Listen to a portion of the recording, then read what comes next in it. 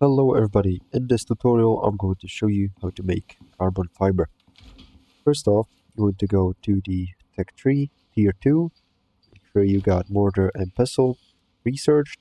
Then on the right side you're going to see carbon paste. You're going to need this to make the carbon fiber, so make sure to research it. Next, you want to go to the mortar and pestle, and as you can see, I already have all the items, which are silica ore, aluminium ingot, organic resin, and epoxy. I'm going to want to craft it. I already have. And also in the tech tree, go to the tier 3 and you need to research a concrete furnace.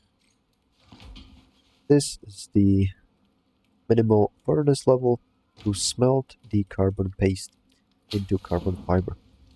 This is not going to work with a simple stone furnace. As you can see, now we got carbon fiber.